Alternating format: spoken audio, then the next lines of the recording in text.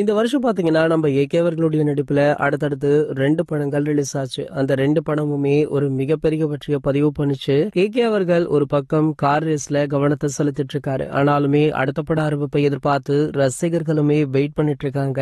அந்த சஸ்பென்ஸ் கிட்டத்தட்ட உடைந்து விட்டது அப்படின்னு தான் சொல்லணும். ஏற்கனவே செய்திகளுமே வெளியானது போல இந்த படத்தை ஆதிக் ரவிச்சந்திரன் அவர்கள் தான் இயக்குறார் அப்படின்றது உறுதியுமே ஆகிருக்கு. ஆனா தயாரிப்பாளர் யாராக இருக்கும் அப்படின்ற கேள்வி ஒரு பக்கம் இருந்தாலுமே தற்போது ஆதிக் ரவிச்சந்திரன் அவர்கள் அடுத்தடுத்த வேலைகளை பார்த்துட்டு இருக்காரு. அதாவது இந்த படத்திற்குமே ஜி.வி. பிரகாஷ்குமார் அவர்கள் தான் இசையமைக்கிறார் அப்படின்றதுமே உறுதியாக இருக்கு. ஆகையால குட் பேட் அக்லி படக்குழு அப்படியே இந்த படத்திற்குமே ஜம்ப் ஆகுறாங்க. சோ அதே டீம் வச்சுதான் இங்க 24 படத்தையுமே எடுக்க இருக்காரு நம்ம ஆதிக் அவர்கள். ஆகையால இந்த படத்துடைய முதற்கட்ட வேலைகள் தீவிரமாக போயிட்டு இருக்கு. நம்ம ஜி.வி. பிரகாஷ் அவர்களோ இசை வேலைகள்ல தீவிரமாக இறங்கியிருக்காரு.